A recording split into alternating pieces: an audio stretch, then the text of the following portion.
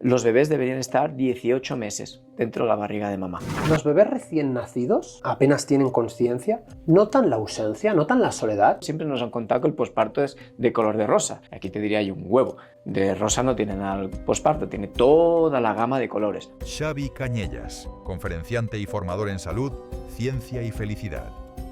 Mentor de alto impacto, acompaña procesos de transformación personal y profesional con una mirada clara, práctica y profundamente humana. Hay una necesidad que es absolutamente primaria en los bebés, que es el contacto físico. ¿Cuántas parejas, hombres, he visto que tienen celos? Tienen celos al bebé. Sentirse acompañada en el momento del parto es un nivel de seguridad que es brutal. Una mamá que quiera dar pecho y por lo que sea no puede, está pasando un proceso muy complejo. Es maravilloso cuando se deja, cuando se permite que mamá y el bebé conecten. Establecen un vínculo, ¿no? Me pone la piel de gallina, ¿eh? Es el amor en estado puro. Hay un nivel de enamoramiento, hay una devoción, la necesidad, la recompensa más importante y la búsqueda más importante del ser humano tiene que ver con el amor.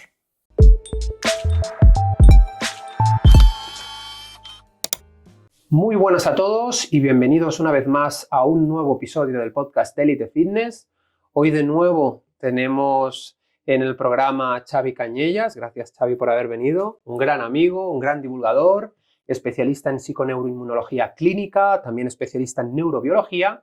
Y hoy vamos a hablar de una faceta menos conocida de Xavi, que también es igual de importante, que es la sistémica familiar. Hoy vamos a hablar de crianza, de educación infantil, de creencias, de muchísimas cosas relacionadas con los niños, los padres, los traumas, información, muchas cosas que no os quiero adelantar porque vamos a verlas en profundidad en este podcast, así que bienvenido, amigo, y gracias por haber aceptado regresar al podcast. Qué alegría, ¿no, Marc? Volver a tu espacio. Totalmente. No sé, es que hay tanto amor que es bonito volver a sentarnos aquí a charlar, tío. Hoy tengo, conociendo esta faceta tuya, Xavi, que sabes, tienes una información muy importante y muy valiosa que transmitirle a la comunidad. Voy a permitirme, si me lo permites, el lujo de preguntarte directamente toda una batería de preguntas que me he preparado porque creo que son imprescindibles, o al menos para mí me resultan interesantes, que sabes que acabo de tener tengo un bebé de 3 meses, y hay cosas que me llaman muchísimo la atención, que hoy quiero que tú, por favor, me expliques. Además, hay una cosa que es maravillosa, que yo soy el padrino de este bombón, así que te las voy a contestar las que quieras. Exactamente. Bueno, empecemos por la primera. Venga. Los bebés recién nacidos, que apenas tienen conciencia, notan la ausencia, notan la soledad. Cuando un padre dice, bueno, solo 10 minutos lo dejo aquí y vengo, o no están tan pendientes, que eso quién no le ha pasado, ¿verdad? Lo dejas en la sillita, en la cuna. ¿Qué piensas de esto? Qué gran pregunta para iniciar esto. Podríamos decir que uno, y es importante porque vamos a hablar de niños de crianza, y lo que va a surgir seguramente es, lo estoy haciendo bien, no hay la culpa. Lo que quiero transmitir a la audiencia es no juicio, tranquilidad, mucha paz, y vamos a hablar de conceptos donde la neurobiología nos va a explicar muchas cosas, donde las dinámicas sistémicas nos van a explicar también muchas cosas, y no se pretende en ningún caso generar juicios que no tienen sentido. Dicho esto, por supuesto que los bebés van a percibir la ausencia. Va muy lejos, ¿no?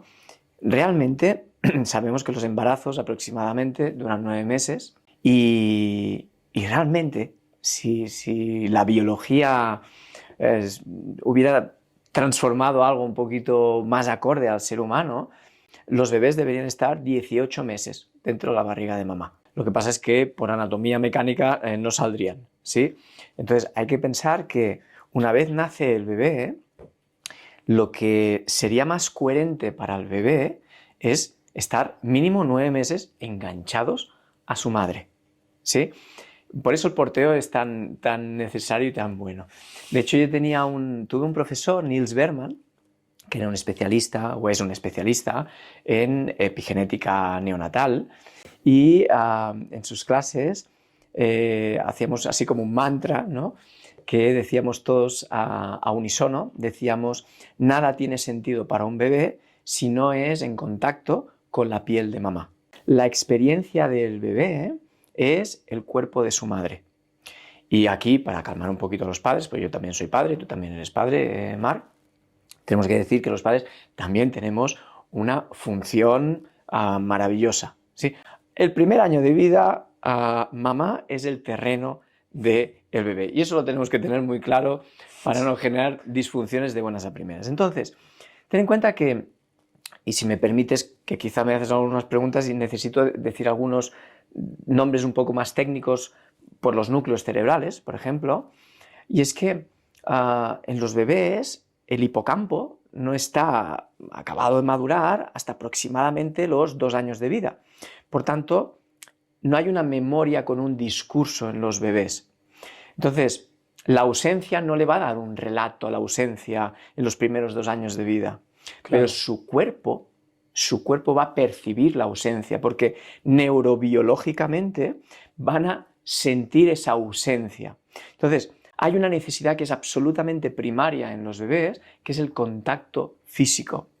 Y por tanto, y con eso quiero bajar el suflé de decir, bueno, pues si dejo al bebé 10 minutos porque me tengo que duchar, ¿no? Porque el posparto, siempre nos han contado que el posparto es de color de rosa. Y aquí te diría, hay un huevo. De rosa no tiene nada el posparto, tiene toda la gama de colores. También un poquito de rosa, es verdad. Pero el posparto es una situación muy inflamatoria para todo el sistema familiar. Y es una inflamación fisiológica. No estamos hablando de que, cuidado que esto es una inflamación que vamos a sentir algo que se pueda transformar en una enfermedad. No estoy hablando de esto, sino que en sí es un cambio tan y tan grande que se tiene que adecuar, y tiene un tiempo y tiene un proceso, ¿no? El posparto no deja de ser un proceso. Entonces, tranquilidad a esas mamás o esos papás que necesitan ducharse y tienen que dejar 10 minutos en la sillita o en la maquita a su bebé. No estamos ni mucho menos haciendo un juicio de esto, sino que traslado mi respuesta a tu pregunta, que es muy interesante, a poder comprender que los bebés, por supuesto, van a percibir la ausencia. En su autoconsciencia, ten en cuenta que la autoconsciencia de un bebé podríamos decir que se acaba de tener el yo entre los 18 y 24 meses. Todo esto es un proceso madurativo y neuromadurativo, es decir, el cerebro constantemente está en evolución, y más en la ventana más crítica, que es tanto en el embarazo como en la primera infancia, o hablamos de los 2-3 primeros años de vida. Por tanto, la respuesta es un sí, los bebés perciben la ausencia de sus cuidadores.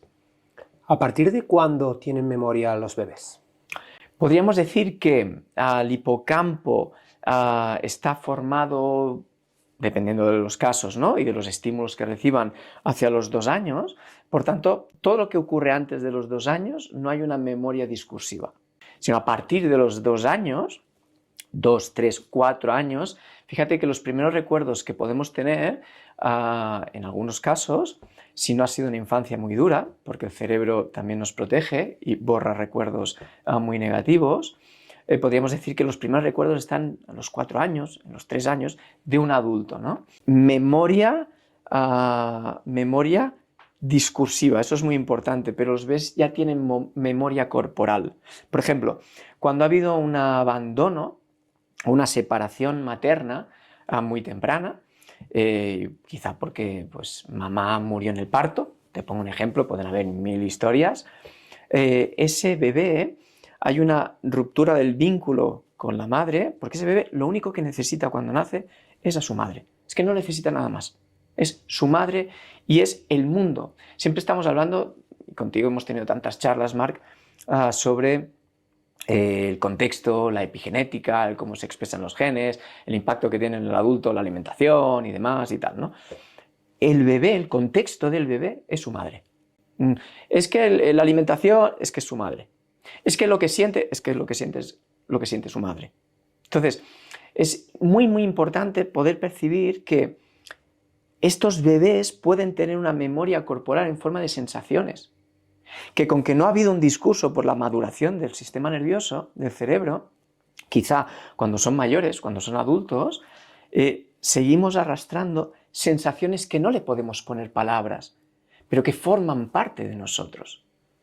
Esto es muy interesante en los trabajos terapéuticos, cuando podemos ir descifrando la información, descifrando estas sensaciones y darle un sentido a lo que yo he podido sentir, incluso pues antes de estos 2-3 años de vida, ¿no? ¿Cómo afecta a la salud global e inmunológica el que un niño tenga un parto por cesárea o sea un parto natural? Esto hay tanta evidencia sobre ello. Mi primer libro, Niños sanos, adultos sanos, yo escribo ese libro, mira, acabo de hacer un poco de promoción sobre mi libro, y me lo vas a permitir. Claro. Yo escribo ese libro en base a la experiencia del embarazo que tuvimos con nuestra hija Martina y del posparto, ¿no? Y ahí hablo sobre todo de la programación de la salud, ¿no? Un término que cada vez se escucha un poquito más, pero que hace unos años era como, uy, ¿qué es esto, no? Y esto viene de los años 80, sobre todo un investigador, David Barker, que nos empieza a explicar cómo se programa, literalmente, como si pudieras programar un ordenador, pues cómo se programa la futura salud del ser humano. Y tiene que ver con la ventana de antes del embarazo, el embarazo y el posparto, ¿no? Los primeros 1000 días de vida. Entonces, un parto, imagínate un parto por cesárea y un parto vaginal. Cambia absolutamente todo. Un parto vaginal, hay una orquesta hormonal, que podríamos decir que hay partos por cesárea y partos por cesárea. Por ejemplo, si yo programo la cesárea para de aquí 3 días, por las circunstancias que sea, lamentablemente muchas veces se programan las cesáreas porque el equipo médico tiene que irse de vacaciones y oye, que me va mejor, te saco al peque ya, es muy distinto a hacer una cesárea intraparto, es decir, hay una orquesta hormonal, ha habido X complicación y la cesárea salva una vida. Estas son las cesáreas necesarias y estas es un avance maravilloso que ha tenido el ser humano y ha salvado a muchas vidas, tanto a niños, niñas, como a sus madres, ¿de acuerdo? Es muy distinta una cesárea intraparto a una cesárea programada, porque en la cesárea programada no hay una orquesta hormonal. Además, esa orquesta hormonal, ten en cuenta que empieza a regular la neuroendocrinología de ese bebé que va a nacer. Por tanto, tiene un impacto. Además, está el mundo de la microbiota. Es decir, un nacimiento por canal del parto, por vía vaginal, el bebé va a tragar, va a albergar la microbiota vaginal de su madre, que es mucho más distinta a la microbiota de la piel de la madre. Y por tanto, cuando vemos los estudios ya descritos de qué tipo de microbiota tienen los bebés que han nacido por cesárea o por parto vaginal, no se parecen absolutamente en nada. Es verdad que los estudios dicen que al cabo del año se llega a asimilar. Es decir, que también quiero dar paz, que si hay que hacer una cesárea porque vamos a tener que salvar 2 vidas, por favor, esto es un avance. Esto es muy importante. Otra cosa, si me preguntas personalmente, ¿qué opinas de una cesárea programada porque, mira, estéticamente es mejor? Bueno, una cosa es estética, otra cosa es la neurobiología. Y bajo mi punto de vista, no tiene color. Es decir, el ser humano hay que acompañar siempre que se pueda la neurobiología del ser humano, ¿no? Sí, pero mi pregunta está enfocada en, evidentemente, siempre es mejor intentar recurrir al parto vaginal, Por supuesto, porque eso también condiciona a futuro, según los estudios, la salud inmunológica del bebé. sobre todo en base a cómo ha albergado esa primera microbiota, ¿sí?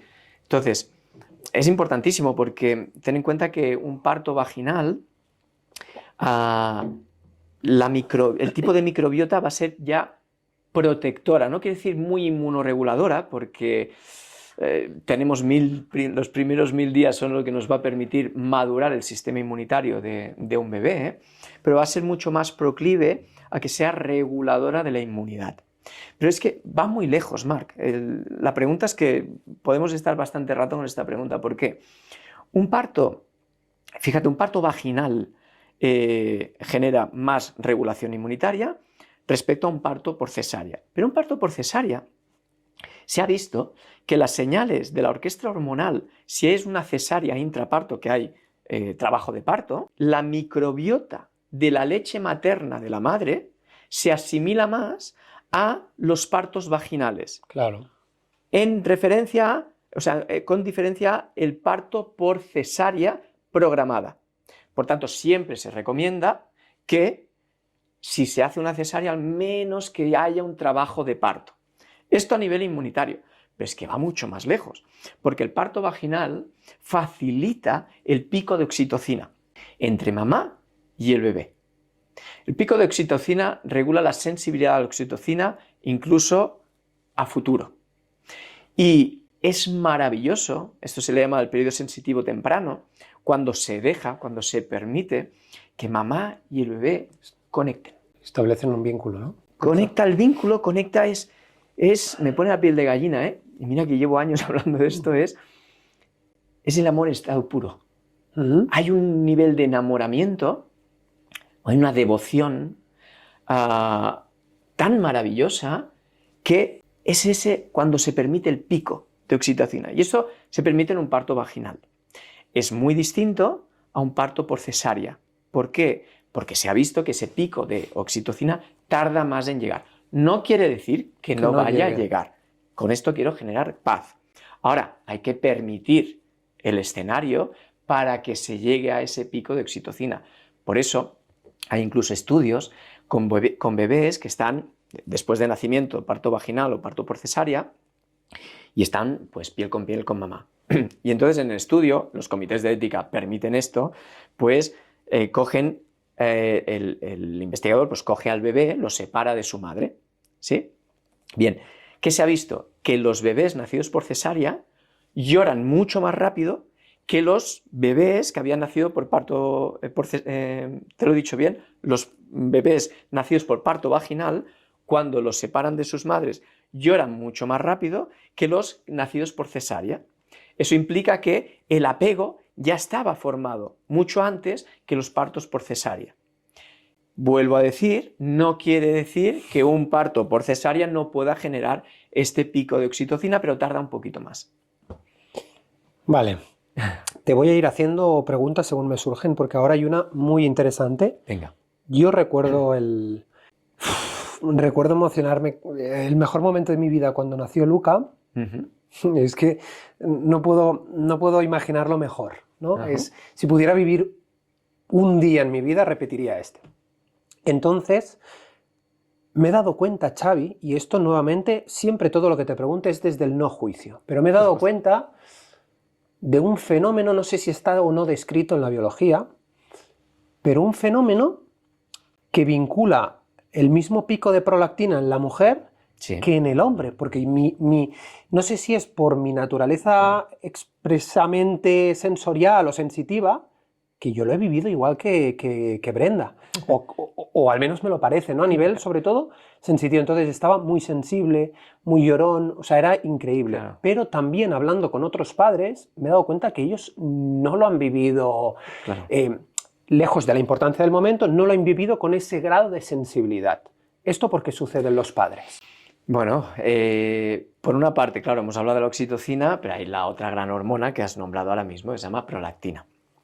De hecho, gracias a la prolactina las mamás van a poder producir leche, ¿no? Es tan importante, es que es el alimento, es oro, eso es oro. Fíjate que si es oro, que la industria ha querido copiar una leche materna y lo siento, han fracasado. Nunca van a generar Esta pregunta va para después, sí. Un alimento como la leche materna, ¿no? Entonces, la prolactina, además de esto, genera una devoción desinteresada y genera ansiedad. De hecho, fíjate que si tú eres experto en analíticas, un adulto te presenta una prolactina alta, dirás, nos hemos pasado de rosca, esto es una hormona de estrés. ¿Sí? Bien. en el periodo en el posparto y sobre todo el posparto inmediato, el pico de prolactina es muy, muy alto y tiene efectos muy beneficiosos. Es decir, es esa hormona que a ti, en este caso, y ahora responderé tu pregunta, es esa hormona que cuando tú ves a tu pequeño, a tu pequeña durmiendo, dices, ¿pero está respirando? Sí. Pero se le mueve la barriguita, está respirando, ¿no? Y nos pone nerviosos a todos los papás y a todas las mamás, ¿no? Sobre todo a muchas mamás y a algunos papás, ¿de acuerdo? Eso es verdad, porque en algunos hombres ocurre más, ocurre menos. Las experiencias de cada uno, cómo hemos vivido, cómo hemos interpretado el amor, cómo hemos tenido los aprendizajes, nos van a hacer más proclives a vivir este momento desde una apertura enorme de nuestro corazón y de nuestra vida, o menos. Hay muchos hombres que yo he visitado en muchos años en la consulta que se sienten perdidos cuando nace el bebé, porque hay un desorden, hay un lugar no bien ocupado, ¿no? Por ejemplo, te cuento, hay parejas donde la mujer hace de madre de la pareja hombre, ¿no? Esto es una disfunción de la pareja, hay muchas disfunciones en la pareja, podemos hacer un podcast si quieres de parejas que van a ser muy interesantes, pero esta es una muy común. Sí, es bastante común, ¿no? Que se puede ver en consulta. Entonces fíjate cómo cuando nace el bebé, mamá solo va a tener ojos para el bebé. Y eso es ordenado.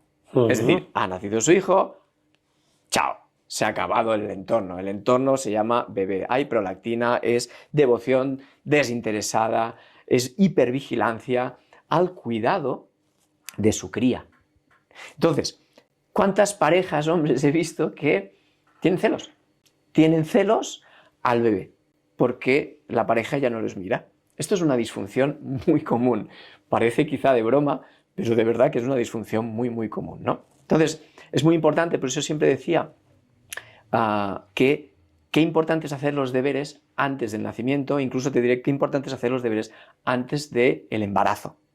Reordenarnos bien y ocupar el lugar que nos toca en la pareja de forma equitativa. Y ¿Sí? de esto hablaremos ahora en un rato. Entonces, respondiendo, que ya te estoy respondiendo a tu pregunta, tú también has generado, los hombres también generan, el acompañante genera un pico de prolactina, no como el de la madre. Suerte. Aunque tú lo veas como Claro. Brenda, tu pico no es fisiológicamente igual, pero hay un pico, ¿sí?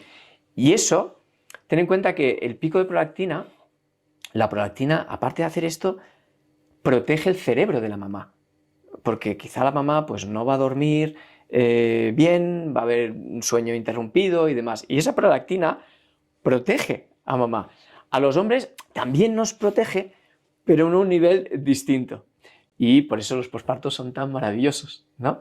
Ahora, si yo en sí ya percibo o tengo una sensibilidad especial, que la sensibilidad nunca me gustaría tacharla de forma negativa, porque el ser humano es sensible de per se, y ahora estamos criminalizando cada vez más la sensibilidad del ser humano. Habrán personas con mayor capacidad de sentir esta sensibilidad y otros menos. Ok, pero dentro de la fisiología luego veremos, mira, esto es más o es menos normal.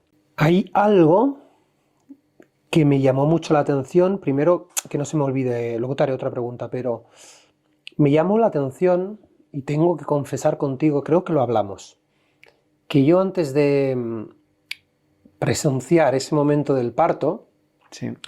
estaba extremadamente, digamos, muy reacio a la posibilidad de ver el parto vaginal con el espejo que te ofrecen, ¿no? De verlo, no sé por qué, conscientemente, pero me generaba un rechazo y yo tenía la idea preconcebida antes de ese momento, insisto, de estaré a su lado, la apoyaré, será genial, pero no sé por qué no quiero ver esto, ¿no? Y de hecho, pues soy de los aprensivos en muchas cosas.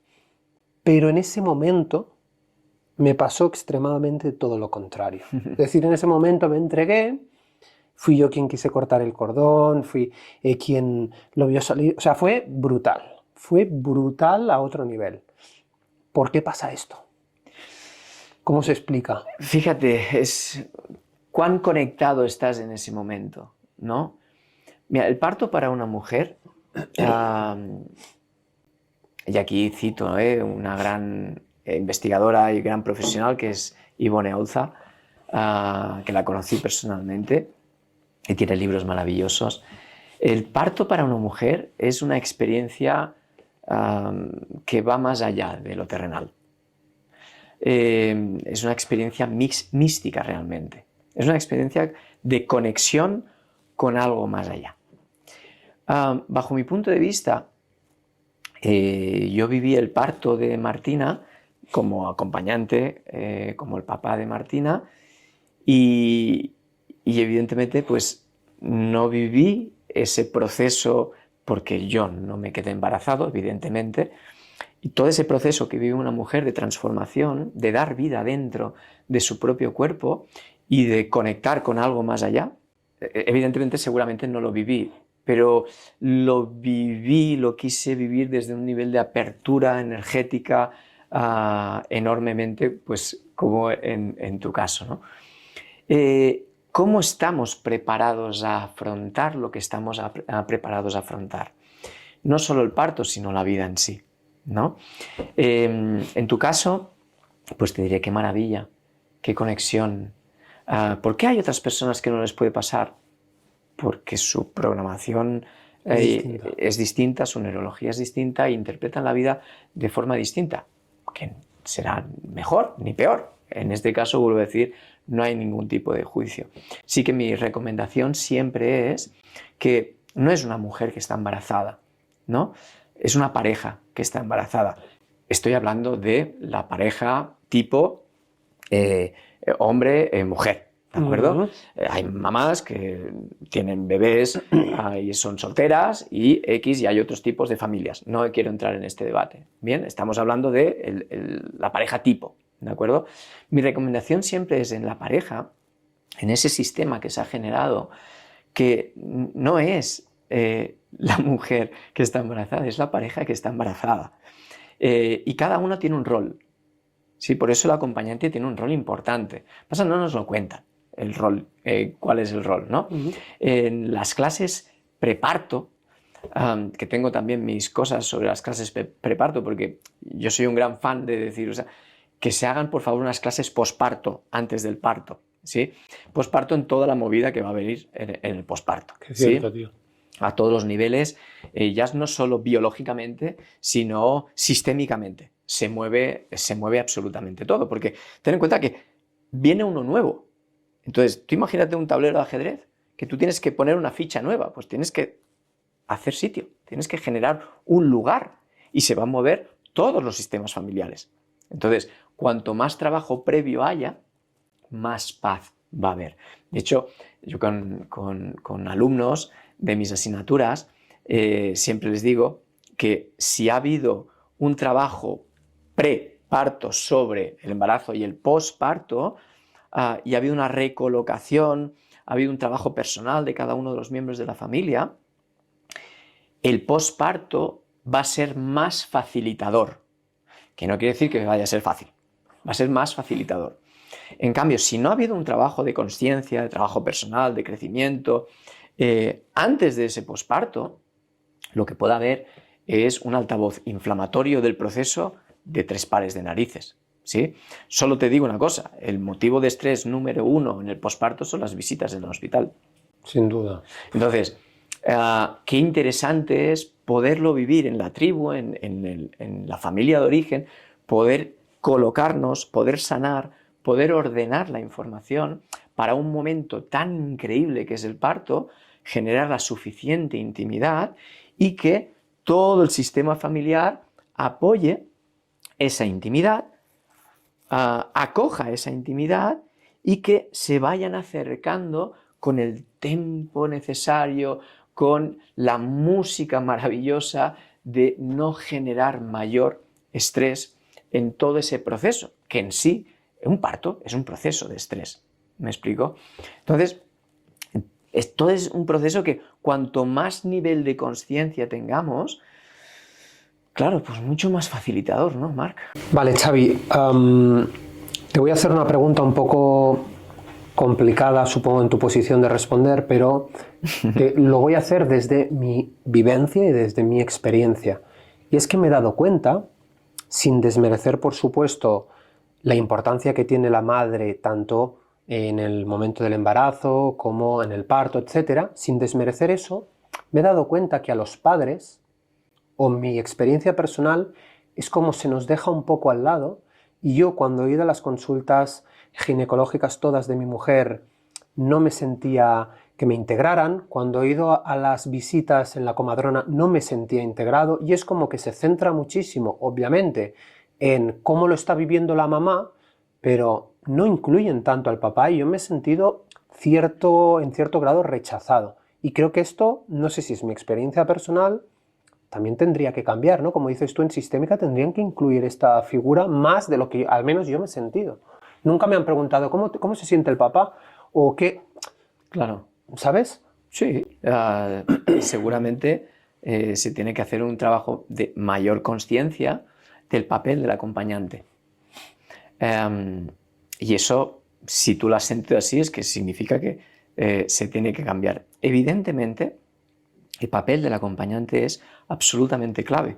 Y por eso el nivel de conciencia de ayudar a todos los acompañantes con la información necesaria, vamos a poder ayudar mucho mejor pues, a la mamá que está en un proceso de transformación increíble y que va a pasar un proceso que es el parto, que es un proceso brutal, solo a nivel genético o epigenético. O sea, el parto es un momento de demetilación genética brutal. O sea, una mamá envejece muchísimo en el momento del parto.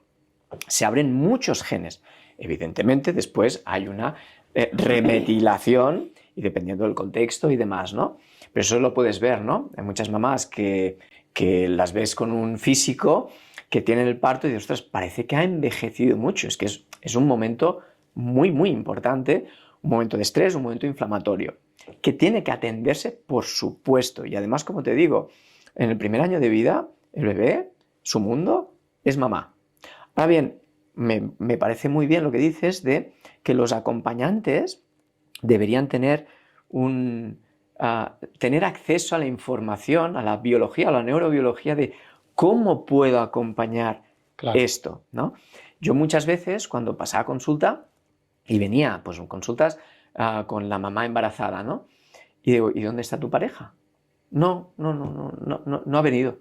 O cuando he tratado muchos niños, ¿y dónde está papá? No ha venido. En un porcentaje muy, muy alto, esto es una generalización, es una N1, es decir, no tiene validez, porque es mi experiencia, o sí tiene validez, X, mamá venía sola, embarazada, y el nene o la nena venía con mamá en la mayoría de las veces. Mira, yo desde secretaría de mi consulta, cuando pasaba consulta, decía que la persona, la secretaria que tenía, decía, sobre todo, di que vengan los dos, que venga la pareja, porque esto es información para la pareja. Pero fíjate que entre una cosa y la otra, entre las propias creencias del acompañante, que puede tener sus creencias, que ha tenido sus vivencias, que ha aprendido lo que ha aprendido como normal, que lo habrá vivido también en su familia, como el sistema sanitario tampoco puede abordar con el tiempo suficiente. Si hacen lo que pueden, los gines en la salud pública hacen lo que pueden, con el tiempo que pueden. Entonces, si el sistema sanitario realmente genera un cambio y un cambio de conciencia, sería increíble. Simplemente, o sea, estamos abordando esto que tienes absolutamente, me gusta mucho, que se pueda poner encima de la mesa, y tenemos que seguimos teniendo máquinas de refrescos en los hospitales. Entonces, es que a nivel del sistema sanitario no acompañamos ni acompañamos lo que significa biológicamente la familia, los órdenes en la familia, la paz en la familia, ¿no? Y creo que se debería insistir y dar muchísima más información que nos está dando. Y aprovechando esto, también me gustaría manifestar, o la palabra reivindicar, la importancia, al menos insisto, bajo mi experiencia, la importancia que tiene las personas que asistan al parto. ¿Por qué? Claro. Porque yo el otro día pensaba, salía en la radio un presentador diciendo, si pudieras vivir un solo día de tu vida, Claro. ¿cuál sería? Y automáticamente los que somos papás o mamás pensamos, el nacimiento de mi hijo. Pero eso me hizo acordarme y tener una reflexión. En mi caso sí que fue maravilloso. Las comadronas fueron súper sensibles, súper cercanas. Fue una experiencia increíble. Y el ginecólogo que asistió al parto también tuvo un grado de sensibilidad y empatía acordes a ese momento para que yo lo recuerde como el mejor momento de mi vida. Pero me ha dado a entender la importancia que tiene desde el sistema sanitario hacerle entender a su vez que ese momento es muy importante para los papás y las mamás Claro. en su vida. Y me doy cuenta de que evidentemente tienen que ir por faena porque no pueden, hay partos, ¿no? Hay 5 partos en una noche, por decir algo, entonces, pero sobre todo me gustaría aprovechar este espacio para decir el rol que ejercen esas personas en ese momento es crítico para que sea el mejor momento de la vida de una persona. Y no sé si lo saben. Claro, eso no, tampoco lo sé si lo saben, pero eso es absolutamente cierto. Es decir, por eso digo, reivindico mucho el papel del acompañante para con la mujer que está pariendo. Es decir, es que sentirse acompañada en el momento del parto es un nivel de seguridad, un nivel de tranquilidad que es brutal. Y por supuesto, ojalá todas las parejas, todos los acompañantes pudieran asistir y quisieran asistir a los partos. Por supuesto. Yo sé cómo fue tu parto, lo viví en la distancia y muy conectado con vosotros y me alegraba tanto de cómo lo estabais viviendo. La facilidad, la sensibilidad, el acompañamiento, no solo tuyo que tuviste con Brenda, que fue admirable, sino de los profesionales de la salud que tuviste, y chapó, y me quito el sombrero, y cada vez hay más conciencia sobre esto. Si yo te digo mi experiencia personal, Noemí no se enteró, pero yo tuve una trifulca con la ginecóloga que nos tocó, que fue increíble. Estaba el residente siguiendo las indicaciones de la ginecóloga, pero la ginecóloga tenía prisa, quería ir. Eso es lo que... Entonces, a los 5 minutos de entrar en sala de partos, porque aparte fue un parto un poco complicado, porque tuvo una taquicardia y tuvieron que inducir el parto. Bueno, eso que dices, quiero que todo sea como yo he estudiado. Bueno, pues la vida te dice, tienes que pasar por aquí y también está bien.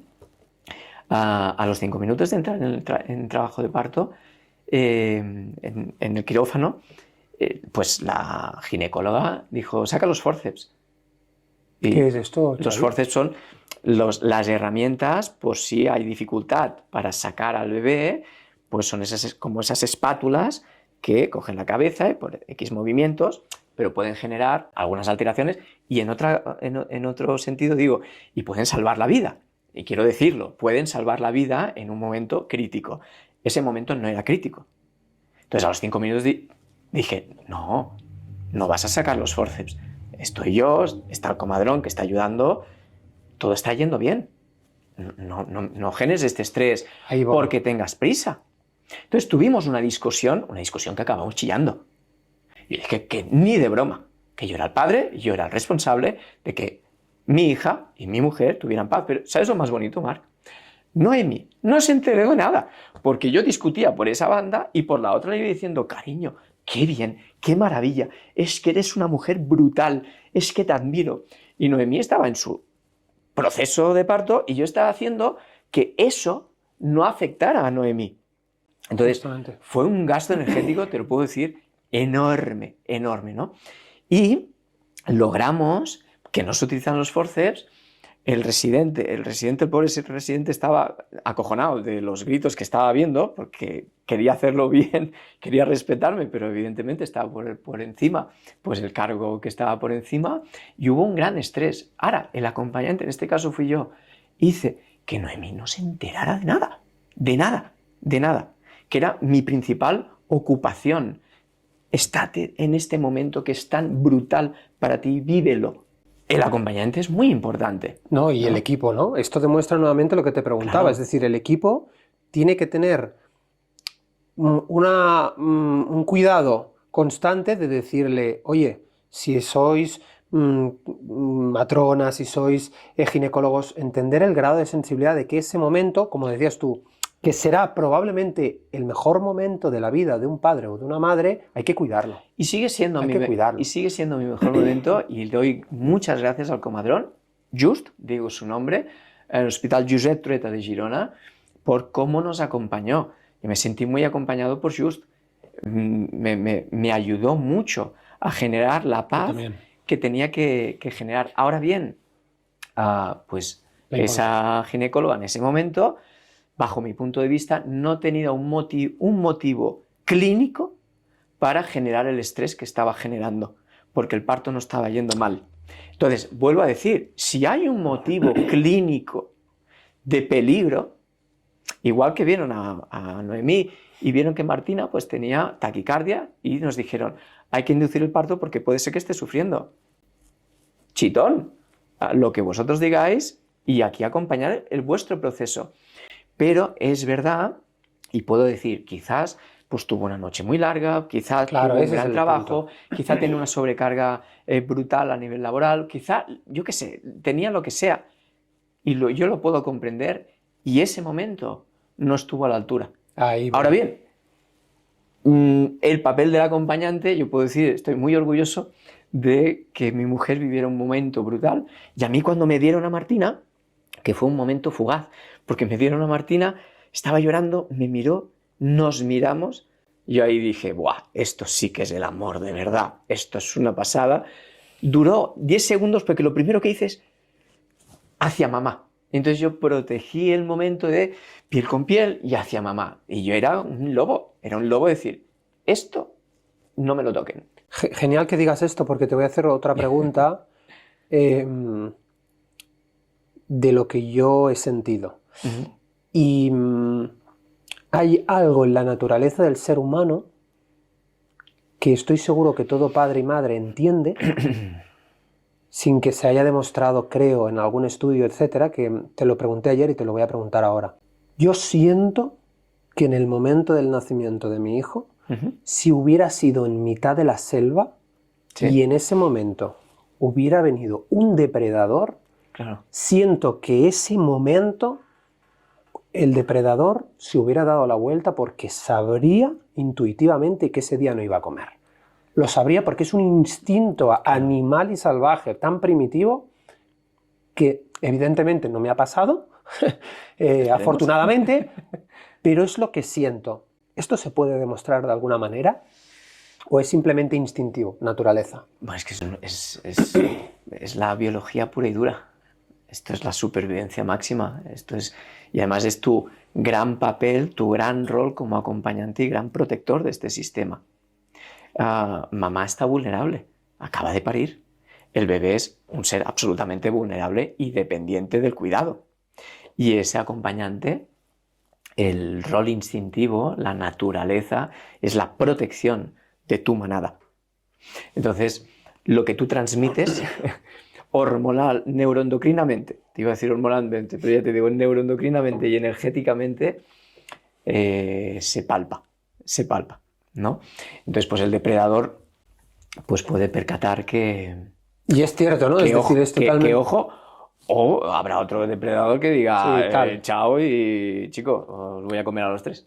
No, es por sentir que... No es que me sintiera con superpoderes, pero siento que en ese momento... Estoy seguro que los padres se reflejarán conmigo. Se transmite, por supuesto que es que se transmite... mira, todos tenemos el corazón del ser humano tiene un sistema helicoidal que genera un campo magnético alrededor nuestro.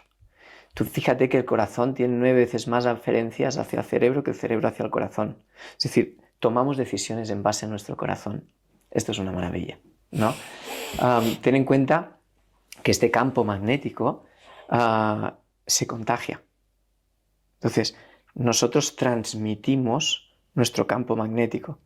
Nosotros podemos transmitir paz a una persona que tenga ansiedad sin ni siquiera hablar con él, sino transmitiendo nuestro campo magnético. Esto ya está demostrado. Entonces, por supuesto, todo es Todo es energía. Aquí los expertos en energía cuántica te lo explicarían en energía cuántica. Pasemos ahora, hemos hablado del parto, del nacimiento, pasemos ahora a un tema muy controvertido, sin juicio. Siempre voy a hacer este matiz, y a ti también te gusta hacerlo, para que las personas no piensen que las estamos condenando, porque hay millones de cosas que afectan a las decisiones que no dependen de nosotros. Pero hablemos por un momento del tema de la leche materna. Yo siempre he defendido en redes, también despierta pues cierto grado de sensibilidad, que no hay ninguna leche de fórmula capaz de, pues eso, de ser la analogía perfecta a la leche materna. ¿Puedes justificar esto para que las personas digan, ostras, si puedo decidir, mejor el dar el pecho, o que entiendan al menos los beneficios de dar el pecho? Es que es decir, no acabaríamos. Estaríamos horas y horas hablando de los beneficios de dar el pecho. Es decir, y no te diría no replicaría con ninguna justificación no darlo. Es decir, el único alimento que necesita el bebé es la leche de su madre. De hecho, la leche se va adaptando a las necesidades del bebé. Por eso la industria nunca va a poder hacer nada. Porque si el bebé tiene X necesidades metabólicas, endocrinas, la leche materna se va a adecuar a esas propias necesidades. Es un ente vivo la leche materna. Y el nivel de beneficios a nivel metabólico, endocrino, inmune, psicológico, neurológico, es que es infinito. Es absolutamente infinito. Dicho esto, sí, creo que queda muy claro mi postura en que la leche materna debe ser el alimento de un bebé. Dicho esto, hay situaciones. Y en las situaciones se requiere descifrar bien la información y acompañar muy bien. Cada vez se está acompañando mejor. Pero es que culturalmente, Marc, he conocido casos de que no han querido dar la leche materna por un tema estético, por los pechos. Ahí voy. Vale. Esto ya es un mundo de información. Y ahora podemos generar el juicio de, es que fíjate que, bueno, ¿qué está viviendo esa mujer? ¿Qué ha aprendido esa mujer para que lo estético le llene el vacío que debe tener en su vida o X para generar un cambio de decisión? O quizá la no información, aunque el instinto lo tenemos. Es decir, el ser humano, el instinto es clave. Es tan clave que si una mamá tiene un bebé, le va a salir leche. Es decir, el instinto está, ¿sí? Otra cosa es que en el mundo, no sé, en los mundos de yuppie en los que vivimos a día de hoy, tecnológico y tan desconectados de nosotros mismos, nos podamos plantear, mira, no sé si dar leche materna o no dar leche materna. Yo te diría, no es una opción, es una necesidad de tu bebé. No es una opción de si doy o no doy. No, es una necesidad vital. Es que es una necesidad vital. Otra cosa es que hayan X situaciones. Que puedan haber, por ejemplo, pues una mastitis bilateral con unas grietas increíbles, y ahí las asesoras de lactancia, que tienen un papel y que para mí siempre en mi equipo, siempre digo, en mi equipo siempre hay asesoras de lactancia, además tengo muchas conocidas amigas y reivindico su papel porque son una figura brutal de acompañamiento en un posparto, puedan ayudar muchísimo. Y aún así te digo, y aún así habrán situaciones X donde no se pueda dar, por lo que sea, la lactancia materna. No pasa nada. Aquí es generar paz también, porque la vida es. Porque una mamá que quiera dar pecho y por lo que sea no puede, está pasando un proceso muy, muy, muy complejo. Martina solo pudo mamar un mes. No tenía ni el conocimiento, claro, hace más de 14 años de esto, no tenía el conocimiento. Noemí tuvo una mastitis bilateral aguda, terrible, sangraban los pezones. Muy duro, un proceso absolutamente duro que lo luchó y lo luchamos juntos, ¿no? Y yo recuerdo, ves, el acompañamiento de nuevo, Y la suerte o no la suerte. Gracias a eso escribí mi primer libro y mira, Marc, me han escrito tantas personas dando las gracias por ese conocimiento que les ayuda mucho en sus procesos, ¿no? Nosotros nos encontramos a una profesional en las revisiones que le dijo a Noemí que no era buena madre. En ese momento vulnerable. Entonces, en ese momento vulnerable, sí, Marc, me salió lo del depredador que decías, me salió. Y con buenas palabras le dije que no podía generar ese tipo de juicio. Dejó hecha polvo a Noemí, me dejó hecha polvo a mí, porque sí que tenía el conocimiento de la salud, de la inmunología, de todo esto, para que mi hija mamara, pero no tenía recursos, no tenía herramientas. Nadie me lo había explicado. Nadie, absolutamente nadie. Y tuvimos que tomar una decisión muy dura para nosotros. Fue un duelo. Pasamos un duelo. Y lo pasamos. Y luego, pues fíjate, pues en mi búsqueda, pues encontré la leche, pues la menos mala que podía encontrar y me inventé algo que sigo dando en mis formaciones, que es el tuneamiento de biberones, en base a la ciencia, en base a la experiencia clínica. Y di a mi hija, y con Noemí dimos a nuestra hija lo mejor que en ese momento podíamos dar. Ahora en la información que tengo seguramente podría haber encontrado un apoyo distinto, un conocimiento distinto y podría haber solventado lo que le pasó a Noemí. ¿Es posible? No lo sabemos. También doy gracias a lo que viví, acepto lo que viví con mucha paz. Mi hija está maravillosamente bien y gracias a eso seguro que podía ayudar a un montón de mujeres más y de parejas más. Entonces, sí te voy a responder, la leche materna sí o sí es la necesidad vital y después hay situaciones que hay que acompañar con el cuidado, con el cariño y con el amor suficiente para comprender todas las situaciones. Mira, yo supongo que hay gente que me sigue que también se lo estará preguntando con Luca, ¿no? ¿Qué es lo que estoy haciendo? Y te voy a confesar una cosa, una situación también instintiva de lo que me ha pasado en este sentido. Y es que yo, evidentemente, dentro de la idealización de lo que era un parto perfecto, pues me gustaría mucho y me gustó, ¿no?, que fuera natural. Yo lo había hablado muchas veces con Brenda de, por supuesto, darle el pecho, entendía los beneficios, etc. Ahora, lo que dices tú, ¿no?, la realidad y el instinto te hacen abogar por decisiones momentáneas en las que no atiendes quizás a un razonamiento tan estructurado. ¿Por qué digo esto? Brenda está dando, como sabes, el pecho a Luca, pero han habido momentos en los que simplemente le daba el pecho, pero el niño no se saciaba. Y en un momento muy puntual, yo ya había sido previsor y, como sabes, había buscado una leche de cabra que no sé qué, que venía de Bélgica, de no sé cuántos, ¿no? Te dije lo top.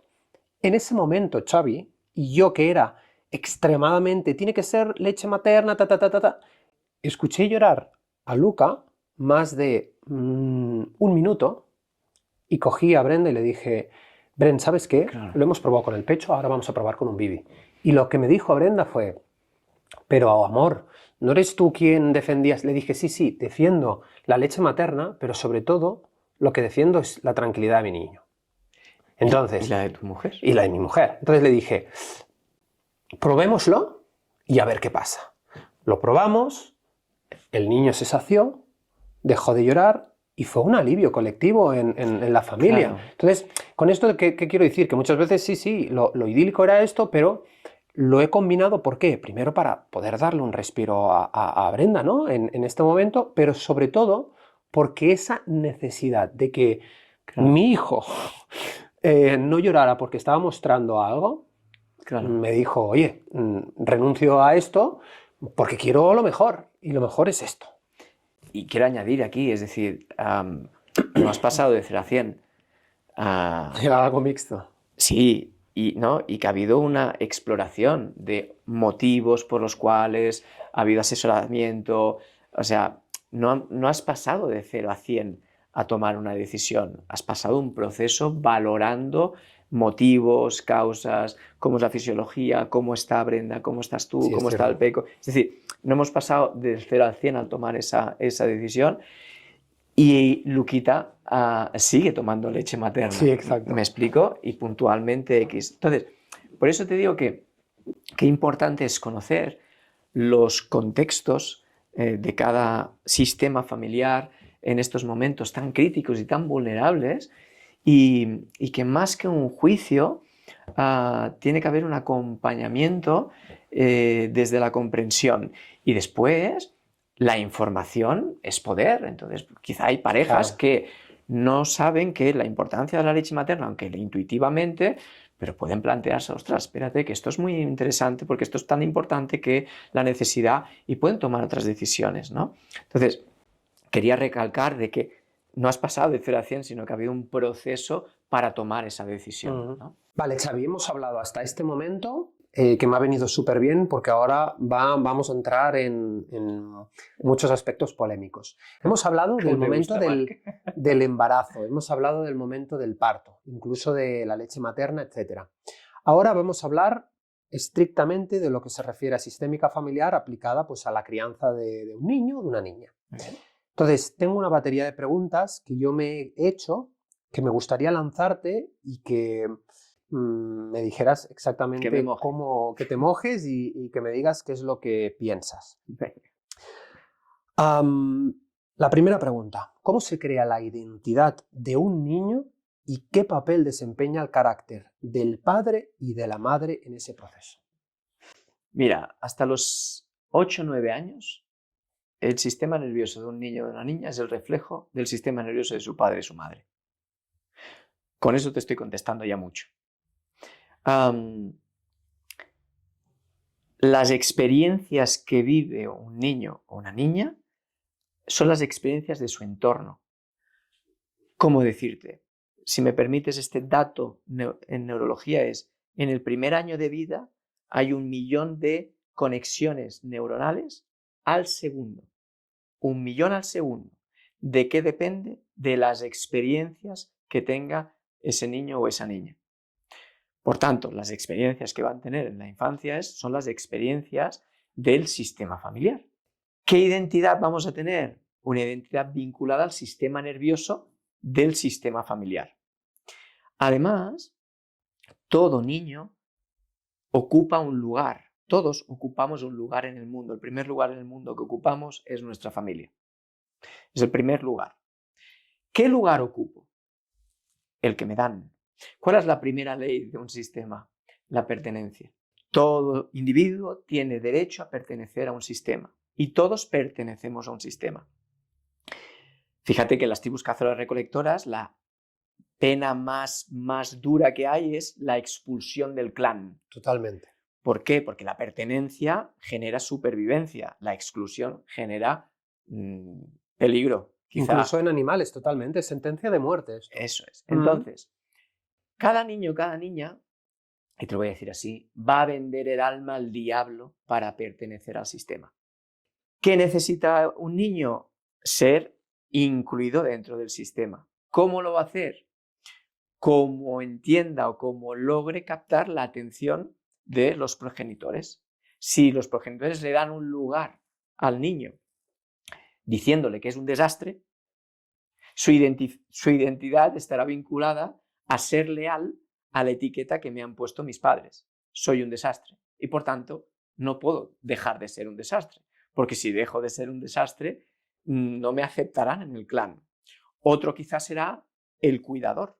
Y si no estoy cuidando a todo el mundo, a los padres y a todo el sistema, quizás entiendo que no seré aceptado en este sistema. Por tanto, mi identidad irá vinculada a la experiencia del mensaje que yo he recibido, que será un mensaje tanto implícito como explícito. Por tanto, la identidad está marcada por podríamos decir, si nos inventamos esto, Marc, si te gusta, es el sistema nervioso de la familia.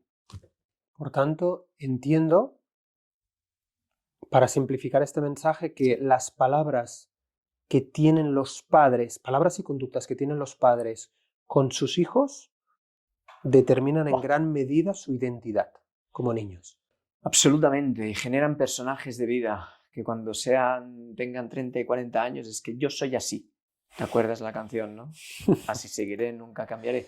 yo soy así porque así soy leal al sistema y así me reconocen en el sistema. Yo a veces escucho, vas por la calle y escuchas cómo hablan a sus hijos y demás, y hay veces que digo, digo, madre mía. Porque además, neurológicamente, el cerebro es muy fiel a lo que se dice. Entonces, generamos autohechizos constantes, cómo nos hablamos a nosotros mismos, ¿no? Por ejemplo, el cómo nos hablamos a nosotros mismos lo hemos aprendido en nuestra infancia. Cómo aprendemos a hablarnos a nosotros mismos, desde la crítica o desde no la crítica, desde la exigencia o desde no la exigencia. No, es que yo he aprendido a ser exigente porque sí, y un huevo. Tú has aprendido a ser exigente porque así lo aprendiste en tu sistema familiar. Y ser exigente te daba un beneficio que quizá era la mirada de los progenitores. Ahí es donde te iba a preguntar ahora. ¿Detrás de todo comportamiento de un niño hay una necesidad de amor? Si te lo contesto rápidamente, sí. Por supuesto. Lo que pasa es que hay 8.000 millones de interpretaciones del amor distintas, porque hay 8.000 millones de personas en el mundo, ¿sí? Y no tenemos una definición de amor universal. Si tú preguntas a alguien qué es el amor, vas a tener una definición, el otro. Hay gente que aprende que el amor son hostias. No es que mi padre me quería tanto que me pegaba. No jodas. Sí, claro. No, que el amor es la exigencia. No, porque yo cuando he sido muy exigente, mi padre me premiaba, me daba abrazos, me daba hasta dinero, yo qué sé.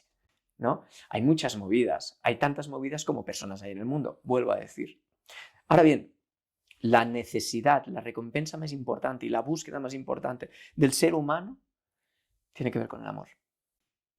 Pero el amor bien entendido, y ahí es cuando te digo, el amor tiene que ser ordenado.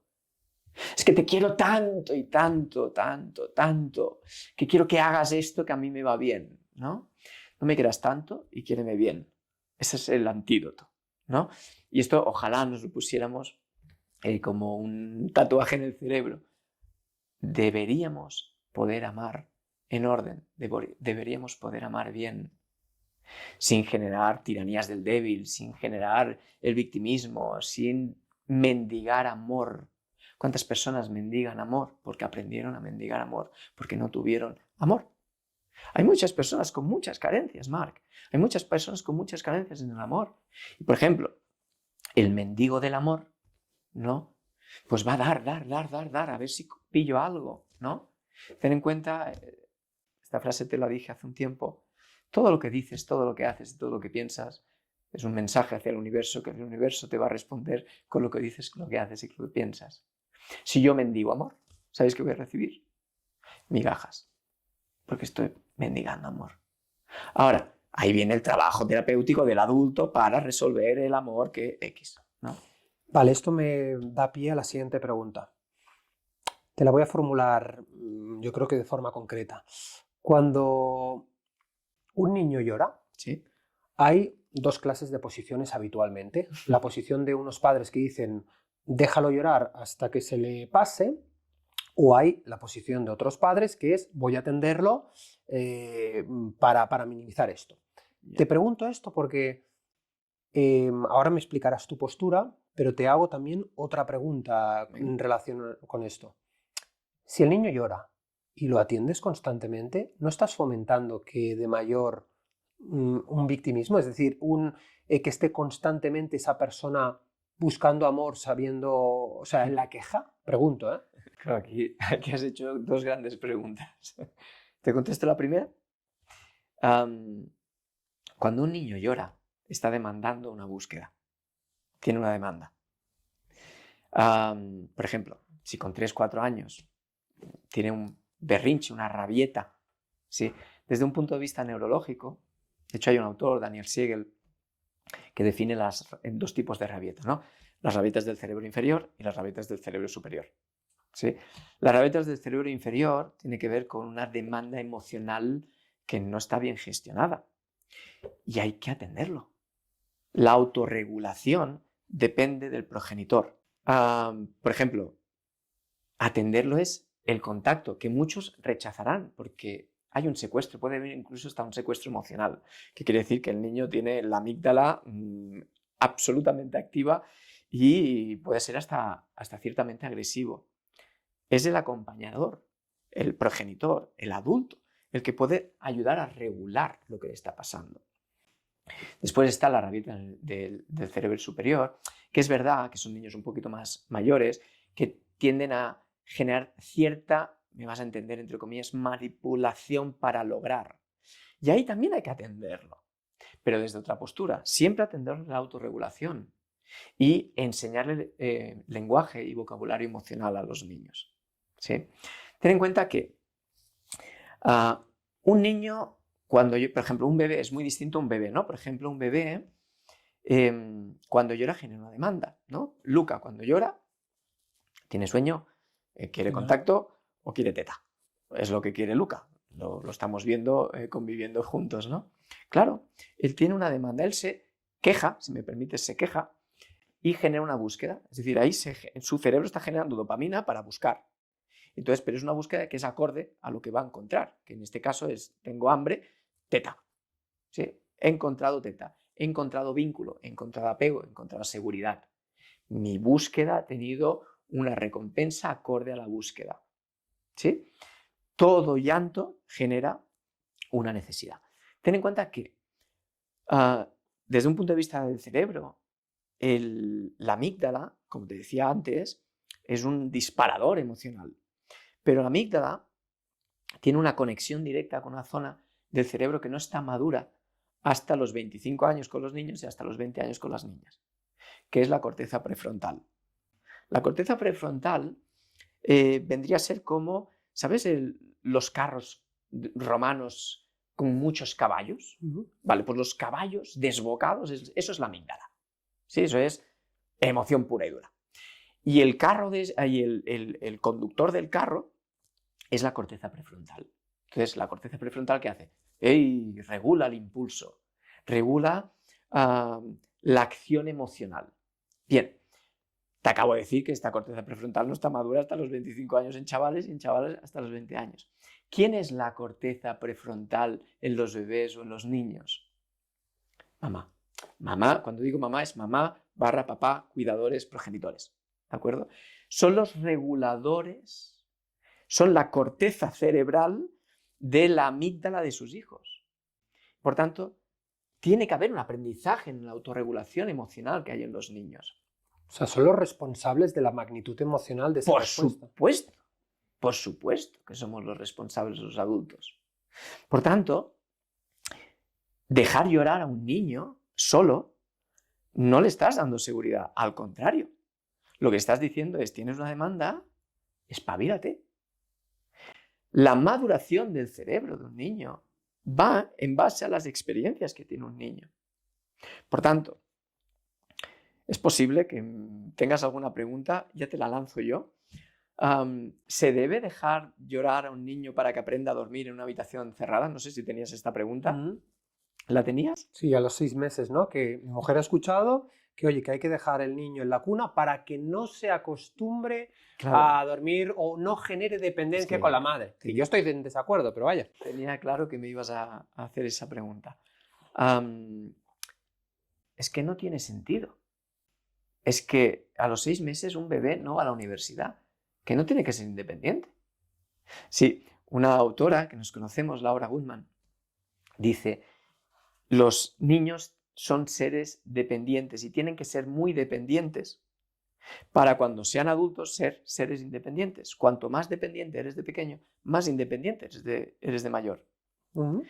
Que es muy distinto a lo que creemos. Como un niño con 6 meses podemos pretender que tenga una regulación, una autorregulación emocional, si su cerebro no está maduro.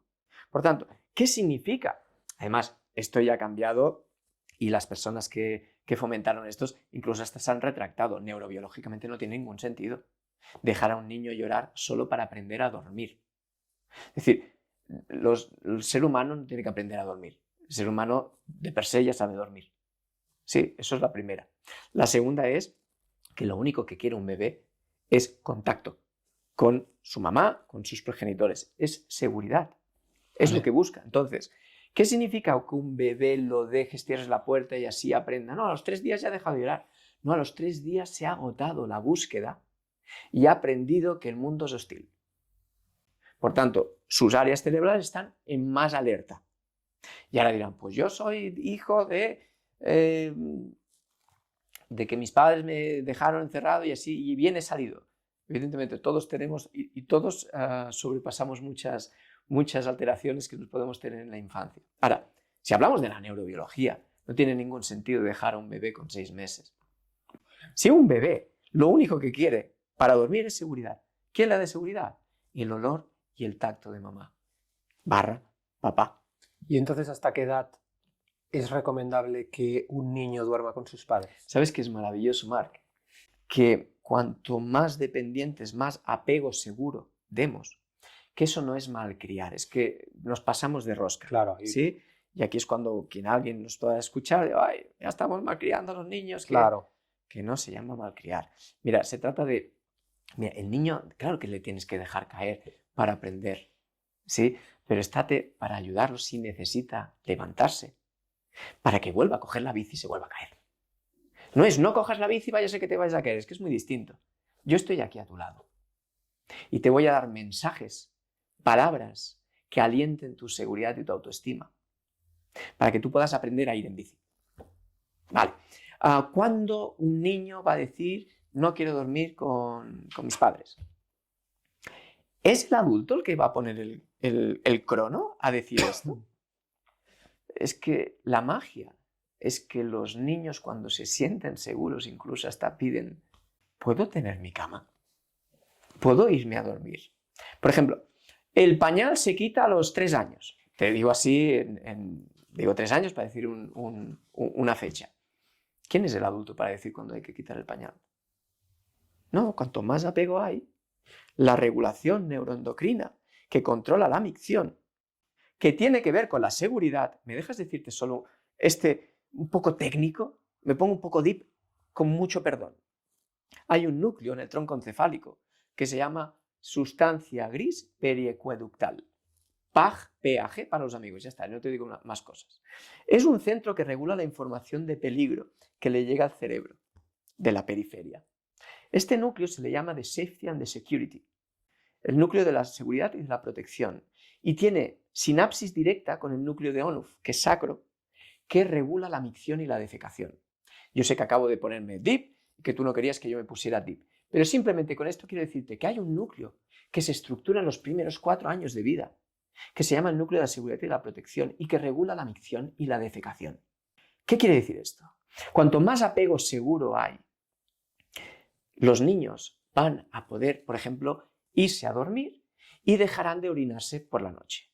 ¿Cuántas veces hemos visto que los niños duermen solos y se orinan por la noche, pero se van a la cama de sus padres y qué ocurre? Que no se orinan. ¿Qué necesitaba el niño? Seguridad. Necesitan seguridad.